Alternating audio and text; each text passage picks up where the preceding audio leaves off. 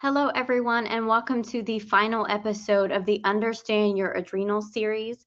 My name is Winslow Dixon. I'm a holistic health practitioner, a published author, and founder of the Adrenal Alternatives Foundation.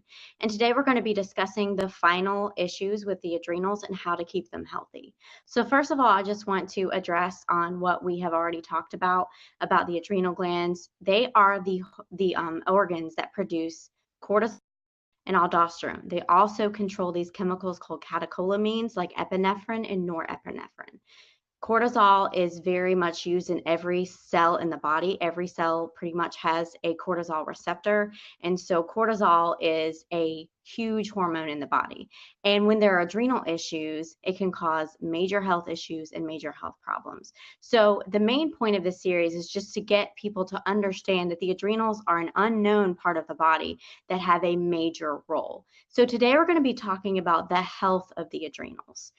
And I want to stress the point that the adrenals are a very emotional organ. And this is unique because the adrenals are not only a physiological component of the body, but they are emotional. And so the adrenals are triggered by a fight or flight response, which I know we've all heard. That's what cortisol is considered, the stress hormone. So if your body is under any type of stress, whether it be good stress or bad stress, any type of stress is going to trigger your adrenal function. And there are problems when your adrenals are working at a subpar level that you can have many, many issues. So let me just retouch on that with stress. All stress impacts your body. Good stress and bad stress. Good stress can be anything from, getting ready for Christmas or planning a party or something like that. That's still going to affect your body. Negative stress, such as, a difficult job, a hard situation, grieving the loss of a loved one, all of that is also going to affect your adrenals. So I want you all to think of the adrenals as an emotional organ. It's not just a physical component. There's also a psychological component to adrenal function. And as we talked about in the last webinar, when there are issues such as Addison's disease, any type of adrenal issue, subpar adrenal function, adrenal fatigue, anything like that, when your cortisol levels are not according to the circadian rhythm at the rate that you need them, you're going to have adrenal issues. So how do we keep them healthy? The first thing that you need to do to keep your adrenals healthy is manage your stress levels. And that counts both good and bad stress. You need to consciously be doing things that keep your physical, mental, and emotional health at its best, because any stress is going to affect the adrenals. So if you're under high stress, whether it be good or bad for long periods of time, your cortisol production is going to be elevated. And elevated cortisol can have major issues to the point where you can either have Cushing-like symptoms or go into an adrenal burnout where your body produces so much that it suddenly just gives out and can't do it anymore. And then you have to go on supplementation and you suffer things such as adrenal insufficiency. These are things that can happen when your body is under a constant amount of stress. So stress management is key. Also, getting adequate rest and sleep. Adequate rest and sleep is pretty much the number one thing that you can do for your adrenal function. When your body runs at 100% all the time, it doesn't ever get a chance to rest. You can't get it to calm down. You don't have those times where your cortisol aren't surging constantly. If you're not getting adequate rest and sleep, that's going to stress your body out. Again, stress management and sleep are imperative to adrenal function.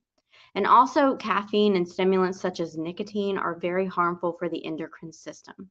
So when you have subpar adrenal function, when you're struggling with the wired and tired energy feeling where you're exhausted but you can't relax, stimulants are what we go to. Chocolate, sugar, caffeine, things like that, to try to wake us up. And in the end, they're very harmful to the endocrine system. So avoiding stimulants, sugar, caffeine, nicotine, things like that are very imperative if you have subpar adrenal function. If you're struggling with that exhaustion, it might be tempting to go for that coffee or that espresso, but in the end, it's going to do more harm than good. So avoiding stimulants. Also, if you're having adrenal function issues, it's important that you align yourself with a practitioner that's aware of these things.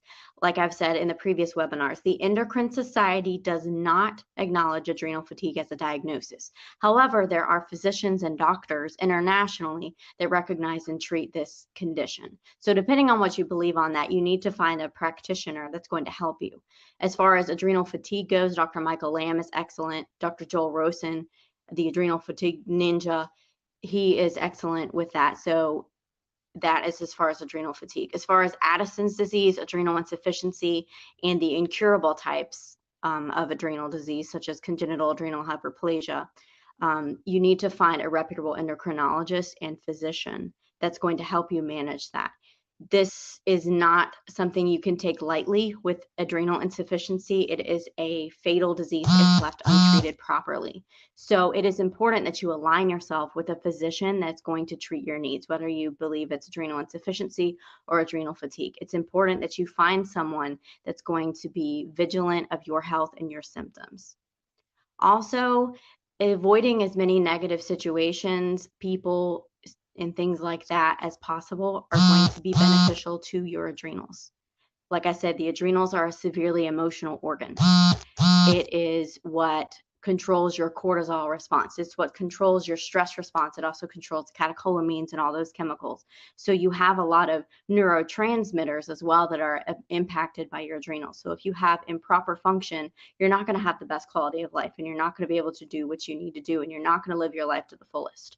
So it's important to avoid negative situations and negative people as much as possible and take care of yourself. Self-care is not selfish, it is essential.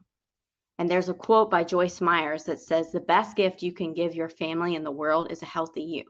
So putting your health first is absolutely imperative. So don't ever think that self-care is selfish, because it's not. So let's just recap on how to keep proper adrenal function. You need to get the proper amount of sleep. You need to avoid stimulants, and you need to keep your stress levels managed, both good and bad.